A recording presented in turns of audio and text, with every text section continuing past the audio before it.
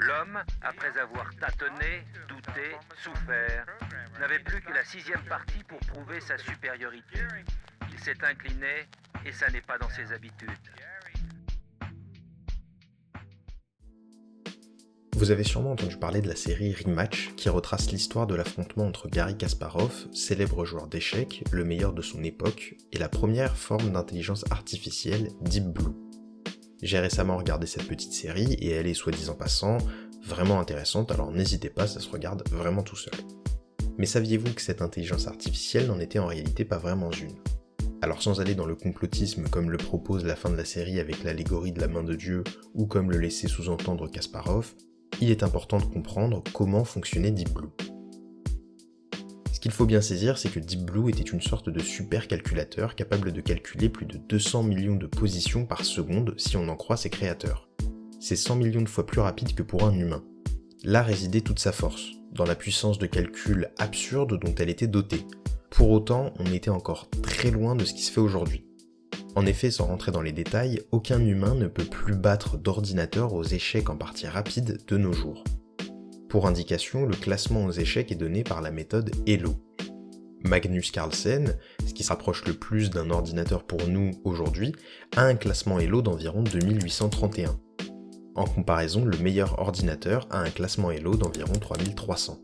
Pour vous situer à quel point l'écart est colossal, aucun humain n'a jusqu'à présent réussi à dépasser les 2900 points Elo au classement. Mais alors qu'est-ce qui rend les ordinateurs d'aujourd'hui si différents de ceux d'il y a 27 ans ? Vous vous en doutez, c'est l'intelligence artificielle. Aujourd'hui, les ordinateurs sont non seulement capables d'analyser beaucoup, mais genre vraiment beaucoup plus de coups que les humains, mais ils sont en plus capables de faire preuve d'intuition. En effet, contrairement à Deep Blue en 1997, les ordinateurs ne basent plus tout leur jeu sur la puissance et la vitesse de calcul. Ils commencent en plus à jouer comme des humains. Mais revenons légèrement en arrière. Comme je l'ai mentionné, Deep Blue basait une grosse partie de sa stratégie sur la vitesse et la puissance de calcul. L'objectif, c'était d'analyser le plus de coups possible à la seconde avec une assez bonne profondeur pour trouver le coup qui allait lui permettre de prendre l'avantage. Autrement dit, il fonctionnait sur un principe de force brute. Pour vous donner une idée d'à quel point ce genre de stratégie, bien qu'efficace et coûteuse et compliquée, je vais vous parler un petit peu du jeu du morpion.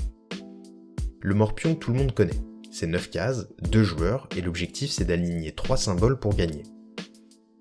Pendant ma prépa, j'ai eu l'occasion de mettre en place une petite intelligence artificielle autour de ce jeu. Son fonctionnement est assez simple. Connaître toutes les positions possibles découlant d'un coup, et ce pour tous les coups possibles du jeu. Pour se donner une idée, voilà à quoi ressemble le dictionnaire qui répertorie toutes les possibilités du jeu. Au total, ce n'est pas moins de 362 280 parties distinctes qui peuvent être jouées.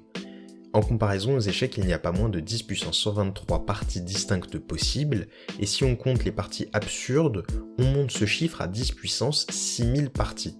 Pour se donner une idée, un joueur a en moyenne 30 coups possibles en réponse à un seul coup de son adversaire. On comprend donc un peu mieux l'importance de la puissance et de la vitesse de calcul de Deep Blue. Mais en réalité, aujourd'hui, ces méthodes sont révolues. Mais c'est intéressant de comprendre comment elles ont pu évoluer puisqu'on les utilise encore aujourd'hui dans une certaine mesure. En s'appuyant sur un article de Thibaut Perrier d'Astracan, En s'appuyant sur un article de Thibaut Perrier d'Astracan, on peut comprendre que les moteurs d'échecs reposent sur quelques concepts primordiaux. Premièrement, on a le fait de donner une pondération à chaque pièce. Cette méthode permet aux intelligences artificielles de se rendre compte à un instant donné de la partie de la situation globale du jeu.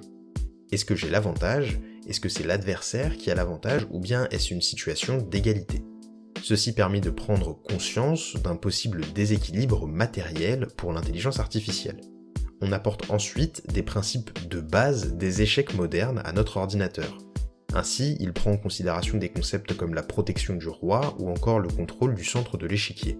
Enfin, le programme, en tentant de respecter chacun des principes précédents, va apporter un poids à chaque coup qui lui sera proposé par l'algorithme de recherche de coups. Plus un coup représentera un gain, et plus il semblera intéressant pour l'ordinateur. Cependant, ici on est loin d'être suffisamment optimisé pour 2 raisons. De par cette fonction de pondération de chaque coup, on perd beaucoup de degrés de liberté pour notre intelligence artificielle. En fait, on perd toute notion d'intuition. Et la deuxième raison, c'est tout simplement parce qu'aujourd'hui, il existe des réseaux de neurones. Les réseaux de neurones ont bouleversé le monde de l'intelligence artificielle. Les machines sont désormais capables d'imiter le fonctionnement d'un cerveau humain, et il s'agit ici d'une des plus grandes avancées dans ce domaine. Thibaut Perrier l'explique bien dans son article, en dotant notre moteur d'un tel réseau de neurones, on vient considérablement changer la donne. Il est désormais capable de créer sa propre fonction de calcul pour pondérer chaque coup en simulant diverses parties. On ne mémorise plus seulement des séries de coups, on joue contre soi-même des millions de parties pour parvenir à s'auto-renforcer. C'est du deep learning.